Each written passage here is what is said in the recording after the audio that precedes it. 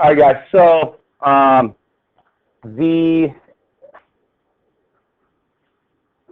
main task today is to really go through a handful of examples in regards to just kind of trying to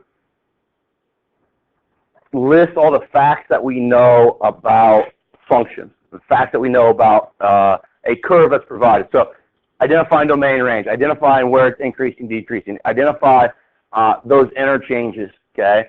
Maybe grabbing some points off there, okay, and asking, what is G of 2, what is G of 0, and that kind of stuff.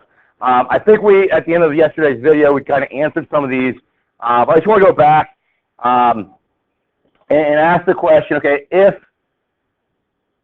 we're dealing with G of -4, okay, remember what they're asking you there, okay, we have the rule, okay, the way we define a function is that y is equal to f of x, right? Okay, and if I want to use g, I could use g instead of an f. But what that is, what that's saying is that when I evaluate this thing right here, what they're telling me is G of -4 is trying to give me back a y value, okay? So when I say G of -4, the -4 is the x. So I go find -4, okay? And now I gotta find what is the y value of that -4. I'm gonna go up, and that y value would be 5, right? Okay. So G of -4 is 5. My tablet's kind of being laggy right now, so give me a moment. Yeah. With their eyeballs. This one. I'm recording it on my laptop. Yeah. All right. So G of -4. Okay, that's going to be 5, right? That's that y value of 5. Okay. When I go G of -2. Okay, so I'm going to find the x value of -2, so it'd be there, right? And then go find what is the y value that fits that. It'd be 4. So G of -2 is 4. G of 0.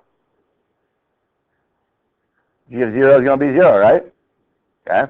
The one on here that's maybe tricky is when it asks for G of 2. When I get to G of 2, there's the x value of 2. What's the y value? Yeah, it's 3. Okay.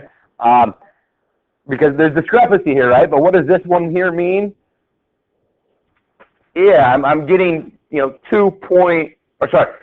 getting a y value there of, 4.999999999 because the x value that I'm using is 2.000000001, right? That's what the open dot is meaning. So G of 2 is 2. What about G of 4?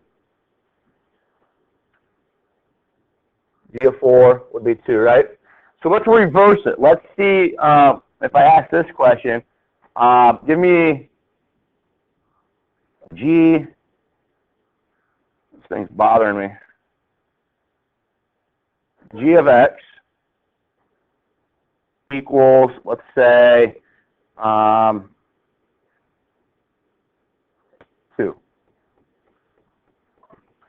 All right, so if I ask you to locate, essentially that notation there is saying locate the x values that produce y values of 2. Locate the x values that produce y values of 2. So what I'm going to do is go through the y values, the y-axis, look for heights of 2, right? Okay, so you guys agree that, there's the height of 2.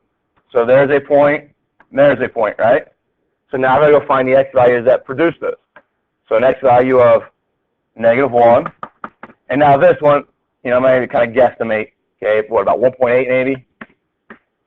Okay, so those would be those types of questions. Does that kind of make sense? Yeah. Oh, and 4, I'm sorry, yeah, okay. And that one there. So those are just reversing kind of the order that you do that, okay? If I'm asking you G of some number, then you give me the x value that, you give me the y value for that, okay? When I ask you G of x equals some number, now you're going to give me back what is the x value that does that, okay?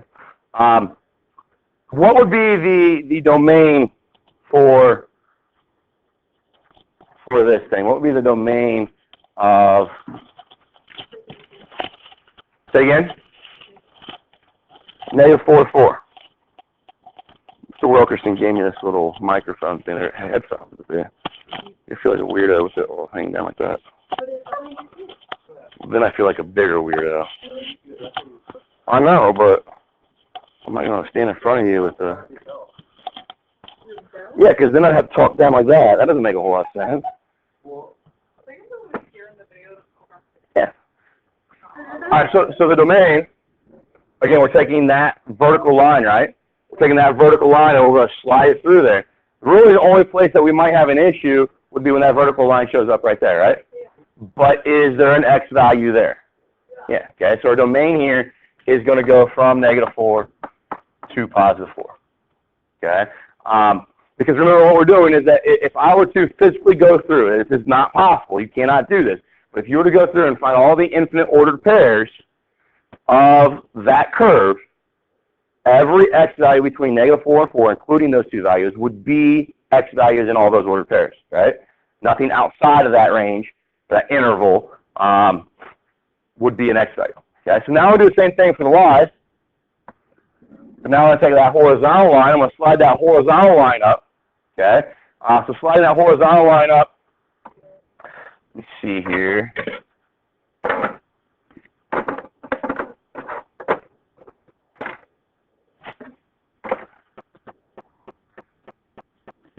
Slide that line up. First y value, 0. Now, is there any issue there? No, people look at this point here and think there should be an issue over there, but there's not, because it's a y value. It's going to be an ordered pair. I don't know what's going on here. Too many things. All right. All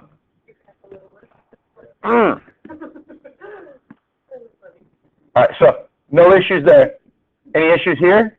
Any issues between those? Nope. Get up here. No issues, no issues, no issues. Any issues there? No. Okay. I'm going to have a y value of 5, right? And that y value of 5 is going to come from that point there. It's not going to come from that point there, right? Because that shows me that I get to 4.99999 as a y value. But in regards to finding the range, finding all the y values that are going to be listed as in ordered pairs here, we'd go from 0 to 5. It's going to be inclusive for both those, right? Okay. So now that I've got the domain and range, we should be able to go through and decide where this thing is increasing and decreasing. Okay. And it's only going to be able to do that, hopefully we understand this, when I'm increasing and decreasing, we're going to be writing x values. Okay. All our intervals here are going to be x values. And because they're x values for this function, then they're only going to be x values that are between -4 and 4, right? Okay, you can't obviously increase or decrease outside that because the graph is not defined outside that. So again, starting left to right. The reason we always want to start and look at these left to right is because the way we defined increasing or decreasing yesterday, we said if that's x1 and that's x2, we said the idea was that x1 had to be less than x2 for us to compare the y values, right, in regards to increasing or decreasing. So that's why we always read it left to right, okay? Because if I move that direction, I'd be decreasing, right? Okay? If you move that direction, what are you doing? Increasing. So we all want to be on the same page in regards to every single function, every single time that we write, whether it's increasing or decreasing, so we read it left to right. So from left to right, we're going to talk about from here. Give me my blue back. From here, still decreasing, right? Decreasing, decreasing, decreasing. What happens here? Yeah, we hit our minimum, so we're no longer, it's kind of where the interchange is going to happen, right? We're no longer decreasing. So we went from, what was that, -4 to 0, right? And we're going to exclude, all the time when we do increasing and decreasing, we're going to exclude those points where we're not doing that, okay? So what I mean by that is that, like, at 0 there, I'm not increasing nor decreasing. To the left of it, I'm decreasing. To the right of it, I'm increasing. So there's a change there.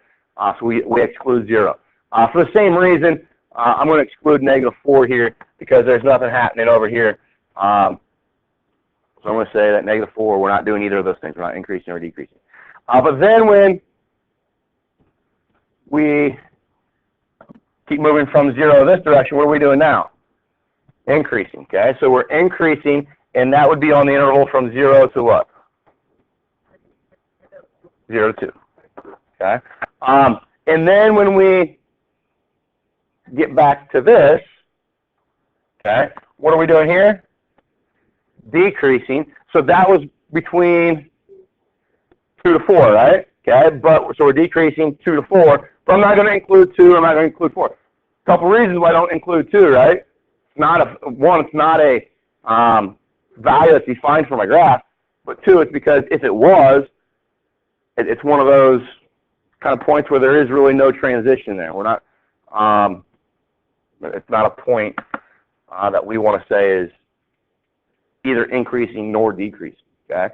So when we get multiple intervals within the increasing or decreasing, we want to say that we union that, okay? Because in both those regions, both those intervals, we're showing that behavior, okay? Now remember what this, I'll write this down here. Okay, these are x, so both of these, okay, are x values for which the y values display that, and I'll put that in quotations, behavior. Okay. Well, I mean either increasing or decreasing. Is that going to make sense? I'll put that in quotes. So whenever we write increasing or decreasing intervals, they're x values, and we decide what those x values are based on then what the y values are doing inside those intervals. Is that all right with everybody? Okay. There's something that we haven't talked about yet, but it's key, and it's something we probably should have talked about the other day when we did the step function. When I look at this function, okay, can you graph the whole thing without lifting your pencil? Or let's just say, could I trace this? If I put my pencil right here, can I trace the whole thing without taking my pen off the board? No, I got to take my pen off to come up here and continue, right? Okay. If that happens, so if you got these breaks in your graph, okay, or sometimes they call jumps or gaps or something like that, we say that this graph is not continuous. Okay. I'll show you some examples of things that what we call to be continuous. Okay. Just some easy ones right away. You know, anything that is linear. If I have 2x plus 4, can I take my finger from left to right and graph that whole thing without lifting my pencil? So we say that graph is continuous. Okay. Can I take maybe something like this, a parabola here? Can I graph that left to right without lifting my finger? Yeah, it's continuous. Okay. And what really happens, guys? Let me show this algebra aspect. Anything that is polynomial. So a cubic, is that thing continuous? Can I graph that? Okay, so my finger or my pencil is my cursor here. I can graph without lifting it, right? So that's continuous. And you start to see that, you know, fourth degree, that one looks like that. Same idea, continuous, right? I think I had another one on here earlier, okay? This is a cubic, okay? Can I graph without lifting my finger? Yep, it's continuous, okay?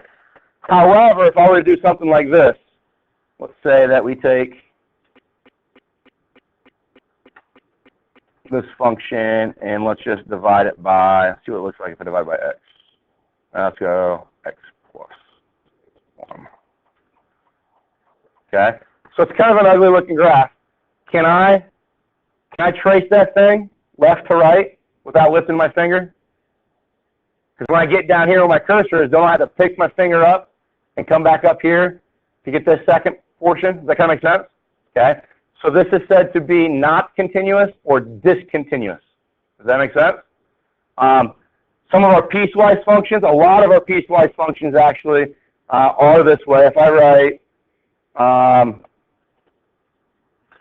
think I wrote this right. Let's go x squared for x is less than 2 if x is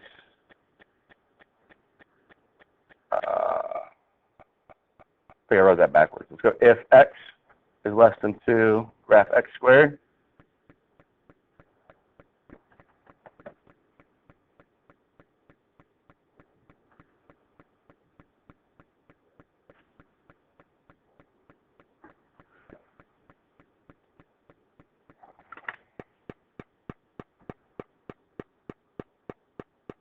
There we go. So that thing is continuous right now, right? Okay. But if I do this,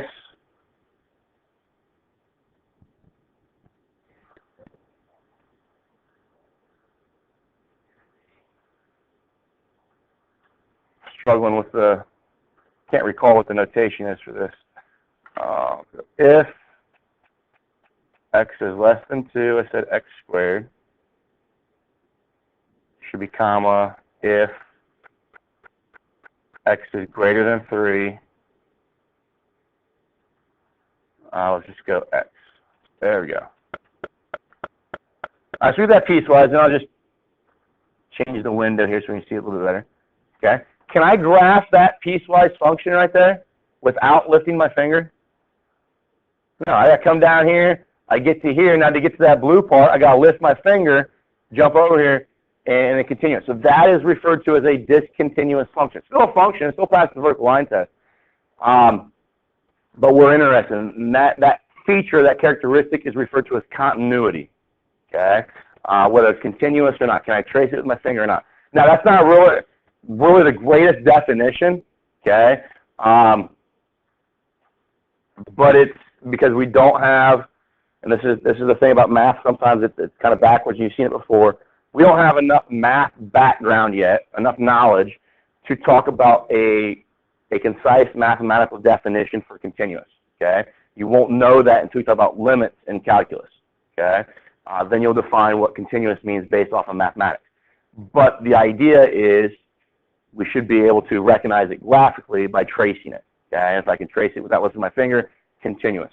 Okay, so that's a feature that just like domain, just like range, just like intervals of increasing and decreasing, there's going to be a characteristic of continuity that they ask us every once in a while to state. Okay. All right. So let's jump down to this example here. Okay. Just kind of want to really do the same thing. I want to talk about what the domain is. I want to talk about what the range is. I want to go through. I want to pick off the intervals for increasing and decreasing, and then talk about some extremums. Okay. All right. So give me the domain. Yep. Negative infinity, infinity, right? All real numbers, how do you want to write it? Okay. Now, give me the range. Yeah, so the range is inserting that horizontal line at the bottom, lifting it through. Okay, so that line right there, and lift it through vertical. First y value you're going to encounter would be -1. Okay, so that needs to be part of it. Now, will I ever run out of y values? No. Okay, so my last y value is going to be infinity. All right, so it seems like maybe we're getting better at answering those types of questions, where our domain and what our ranges are. Yeah. If it goes like that, so you see it's 30 or -1, you just put, I mean just 1, and would you just put 1, like if it asks for what the S of 3 is? Okay, so you're saying, like, if I zoomed in on that, we're really not hitting 3, yeah. Especially on the ones that, like, I'm drawing on my graph, because I try to draw those quickly so they're smooth looking and not choppy. Sometimes I'll miss those, but because it looks like that x value would be like 3.2999, but we'd have to guess. So just estimate that 1. Like tests or quizzes, if I'm looking for an answer of 1 there and you put 0.98, I'll give you the points. But yeah. So let's look at the place where this thing is increasing or decreasing. Okay, and that's what I like. I don't like to do increasing just first, and then go back and do decreasing. I like to go left to right and just kind of bounce back and forth between these two behaviors and record them that way. I think that's the safest thing, because then if you're doing it that way, you're never going to accidentally leave out an interval that you never came back to. Does that make sense? So I'm going to go left to right, increasing, decreasing. So what am I doing here? Decreasing. So what x values were those y values showing that behavior for? Negative infinity up to positive 1, right? And we're going to, again, because we're in the increasing, decreasing kind of mindset here, we're always going to use that as an open interval. Okay? Then, from there, we start doing what? Increasing. Okay? So, increase from 1 to 3. Again, those are x values, right? Okay? A lot of people, because we're comparing y values, they want to write down the answer using y values. We're writing the answer down using x values. Then we're going to go back to decreasing, right? Okay, so 3 to 4. And always remembering that even though there's only two numbers, there are two whole numbers, 3 to 4, there's an infinite number of values in between, right? We're talking about real numbers now, not just integers or whole numbers. And then after that, we start to increase again, right? So 4 to infinity. Again, if you have multiple intervals, we're always going to union them. Okay. Now, here's why I want to talk about this question is these interchanges, these places that we kind of kicked out of our intervals, right? This point right here, 1 got kicked out there and got kicked out there, right? It did not get incorporated. It's part of our domain, but it's saying that's neither an increasing value nor it's a decreasing value, okay? Because that point right there is the lowest y value on our graph. It's the place where we change a behavior. We transition from decreasing to increasing. If you ever transition from decreasing to increasing, okay, that point is identified as a minimum. Okay, because if you're decreasing and then you start to increase, you've hit rock bottom and you're starting to go up, right? Okay. If I am increasing and then start decreasing, so right here, I'm increasing and then I start decreasing, right? So what are you going to call that one? Yeah, that's a maximum. Okay. I'm decreasing here in this red region, and then to get that blue, I start increasing again, right? So what's that thing going to be? What's this point here at 4 going to be? It's another minimum. Okay. You can have multiple maximums, multiple minimums. Okay. Because we refer to them, I'm going to write this. I'm going to write all of these as what we call local maximums, local minimums. Okay. I'll kind of explain what I mean by that here in a minute, and then we're going to go back and actually better classify one of them. But when I say local maximum, local minimum, what I mean by that is that if I'm looking in just this kind of neighborhood, when I'm comparing the ordered pairs of that green point, okay, to the ordered pairs of the things that are around it, okay, or close to it, would you guys agree that green point is going to have the lowest y value, or the smallest y value, in comparison to the points that are close to it? Okay.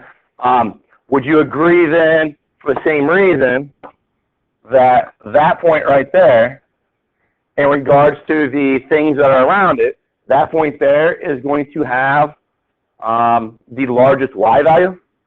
You call it a maximum. And these little, I always refer to them as neighborhoods. Okay. Okay. And it reminds me when neighborhoods are referred to as localities, right? Okay. So it helps me kind of link the idea that these are local maximums and local minimums. Okay. However, we can better classify this one. Okay. Because it's the large, or sorry, it's the most negative y value, right? Okay. So there is no y value on this graph that is any lower than this one. So instead of calling this one a local, it is a local. Okay? Every maximum minimum you come across will be local, but you can sometimes better classify them as absolute. I think that's what your web assign uses. You might hear me say global every once in a while. That's the way I was, the textbook that I learned this stuff from was using that word, and it just stuck with me. Okay, so if I look at this now, there's a couple ways of thinking about this. There are no, maybe, I don't know the right way to discuss this, okay? Maybe I need to research this and see what the math community says. But if I said what's the global maximum, what would that be? And it's kind of infinity, right? And I don't know if the math community says, well, we're not really going to say that, because when you say what's the local maximum, it's got to be a number, and infinity is not a number, right? Okay? So a lot of times they're probably just going to ask you for these maximums and minimums that are not infinity. Does that make sense? Okay? But that's how you go about and approach it. You can have you kind of endless, not endless, but it doesn't just mean you're going to have one maximum, one minimum. You could have 2 maximums, 3 minimums. You have 4 maximums, 2 minimums, that kind of stuff. Just depending on what your curve looks like, depending on whether it's piecewise or not. But we're going to talk about, this is a 4th degree polynomial, okay? And it has 3, we call them, and this is another word I need to look up, so I don't know which one is plural and which one's singular. I think that one's plural. Might be wrong though. If they ever say, what are your extrema, that's collectively saying what are your maximums and minimums. Okay? A maxima or minima, if you go back to the definitions I gave earlier in the PowerPoint yesterday, that's kind of how they identified it with the A. But extremum, same thing. So if you see those 2 words, that's all they're talking about. Is what are your maximums and minimums?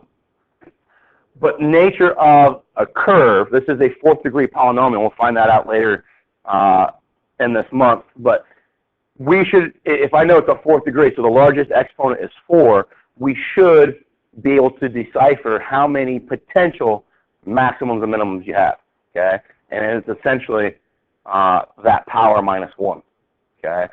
Is the maximum we could have. Now we could have less, but we'll talk about that kind of stuff. And all these kind of characteristics that we're talking about, domain, range, increasing, decreasing, maximums, minimums, eventually x-intercepts, y-intercepts, those are things that are going to allow us to ultimately take any function that we ever deal with and graph it quickly. Okay? And then there's some things in calculus that allow us to kind of expedite that process. Extrema is plural. Okay, so the extremum then would be an individual singular. Thank you. I will forget that, but let's see. Let's do one where we've got to use. Last class we used our calculator to do this. So if you got your TIA 3 or 4, let's bust that thing out. Again, showing you this on the TIA 3 or 4. My only purpose of that is to get you guys to understand, if you're going to take the ACT again, or maybe sometimes you go to a college placement exam or something like that, this be the only calculator that they use. Okay, Rhodes says we got to use TIA 3 or 4. That's what's in their syllabus.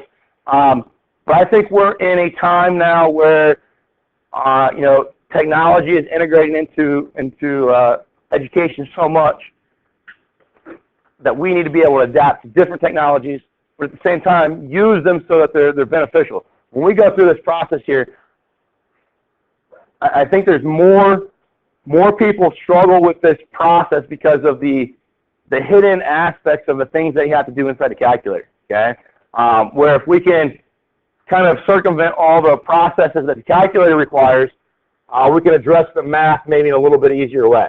Okay, so I'm going to, let me just kind of reset what I had from last period. Okay, so I want to type in this function, x cubed minus 6x squared minus 15x plus 20. We'll walk through a little bit about how to find these maximum minimums using this calculator. Okay, if you use it on your computer, this is a pain in the butt because It's just nasty. If you got it in the handheld, maybe you can do it a lot quicker. Say again? I just didn't do a lot. Oh, 20. So if one thing that a lot of people have been asking is that when they go to graph this, it does this to them, okay? What that is doing when it says invalid dimension, it means that, if you see what I did, I went to that y equals screen, and you see up top that I have this plot 1 highlighted. So what that's trying to do, and a lot of people have it highlighted because they just came from a science class or something like that, and they maybe did some data recording and try to find like a line of regression or something like that. It's trying to reference a list that you've put it into your calculator, and mine says invalid dimension because I don't have a list in there. I've deleted it out. So it's referencing that, trying to figure out what to do with that, but then it sees it and says, well, there's nothing here. I don't know what to do, and it puts back that invalid dimension thing, okay? Just to fix that, you can highlight it, and then I'm going to hit enter and I'll unhighlight it, okay? If you did have a list in there, what you'll see, and this kind of confuses people too, you will see those points plotted on top of your curve, okay? So we want to make sure that that's unhighlighted for pretty much, I don't think there'll be any time right now in this class that we'll do plot 1, plot 2, plot 3, have those highlighted.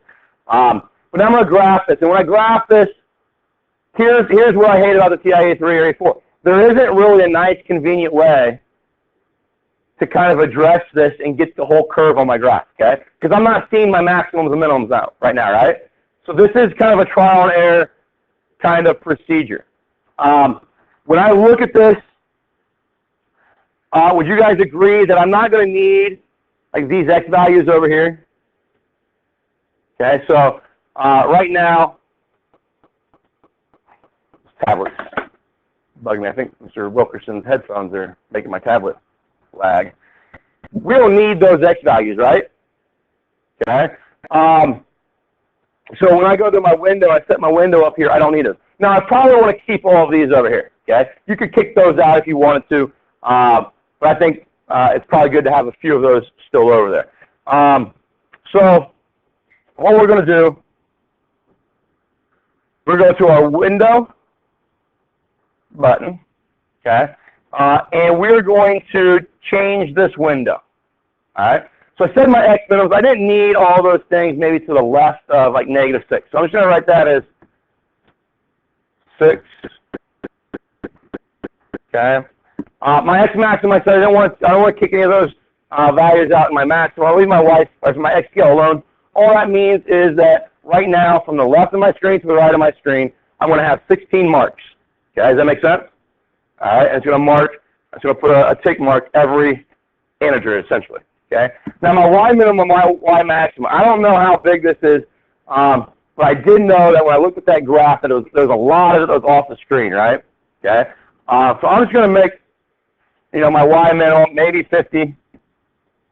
Make my Y maximum 50 as well. Okay. So right now, what that means is I got 100 values between the bottom of my screen and top of my screen on my X-axis, on my Y-axis. Is that okay? Now 100 values. If I were to go count all the pixels in here, there's not 100 pixels. So when I hit graph, because my Y scale is at 1, my calculator is going to go try to put in a mark at every single integer from -50 to +50. And you see how it does that? It makes it a real solid Y-axis. We don't like that, okay? So what we're going to do is we're going to change our Y scale. So it says we'll only put a tick mark every maybe 5 units or every 10 units, okay? These on the X-axis, the scale is by 1. That's 1 mark. So that's an X value of 1, X value of 2, X value of 3 here. But on my Y-axis, they're all kind of just, because we're running out of pixels, essentially they're all kind of smushed together. So I'll go back to window. I'm going to change my Y minimum. It looks like there's quite a bit of it still down there that I need, so let's go 90 maybe. And now I'm going to change my Y scale. I'm going to go to my Y scale. I'm going to make it jump by 10. Okay, and then graph it.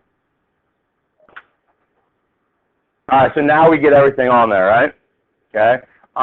The one thing that I'm going to kind of not like with this, because I just know what's going to happen, is that eventually when we start asking the calculator to do some stuff, it's going to put some words and numbers kind of right there, and it's going to kind of be in front of my graph. So maybe to kind of address that, just knowing ahead of time, maybe I make my window, instead of going down to negative 90, maybe I make it go to like negative 120, maybe change my scale to 15, and then graph that. And all that's going to do is you're going to see that it just brings that minimum value up a little bit. Okay? So now we've got the view screen. We can see what our maximums and minimums are, where they're located, but we don't know what they are. So in this question, if the goal was, figure out where it's increasing and decreasing, I don't have any x values yet. I don't have any y values. And this is a terrible thing to do. You see how I move this cursor? Okay? It starts to give me maybe my maximums right there, right? But I don't know if that's really that point, that point, that point. Does that make sense?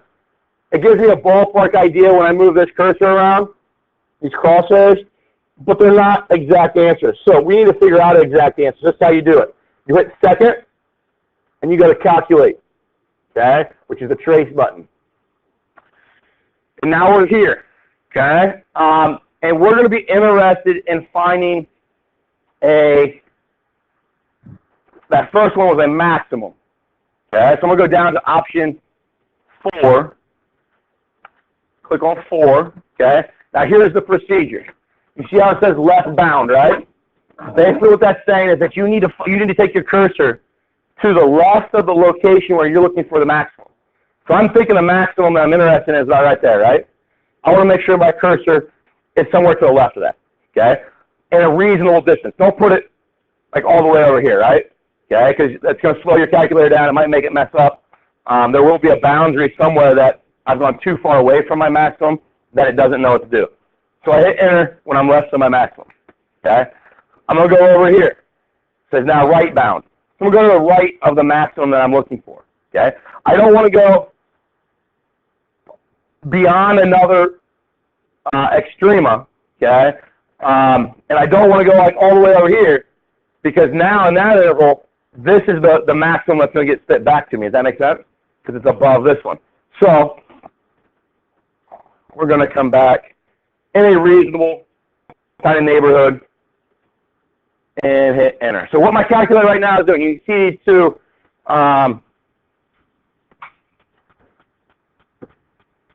these two arrows. Basically what it's doing is saying, okay, this is now your neighborhood. And we're going to look through this function, and we're going to evaluate this function for all the infinite x values that exist in that neighborhood, and then compare all the y values. Because the y value that's the largest should then be that maximum, right?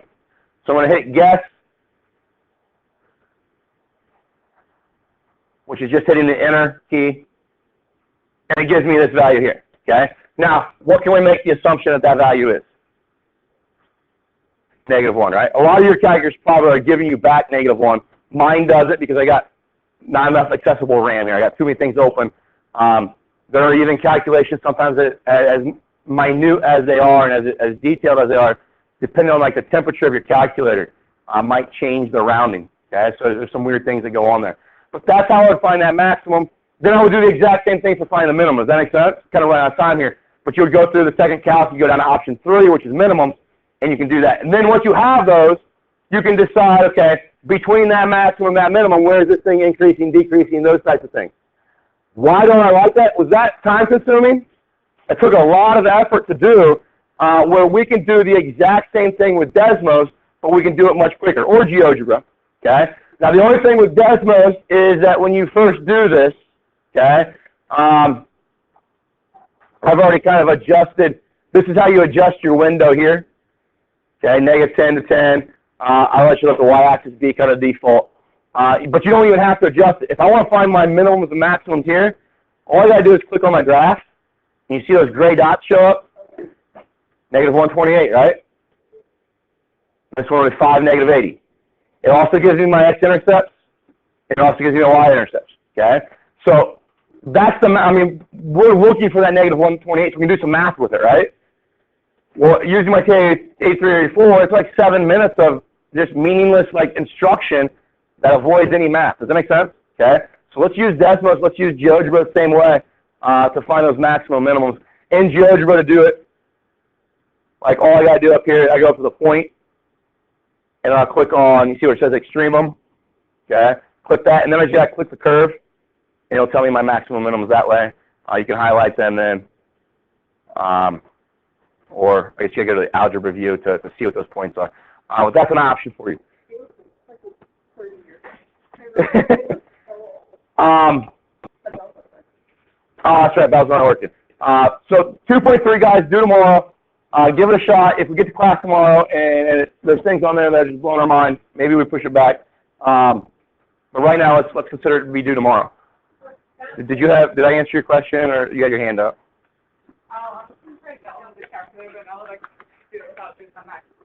Okay. There is a video. If you do ever want the TIA3, there's a video right here that instructs you how to do it. But you got to do it at school because you got to access the K-Drive. Yep.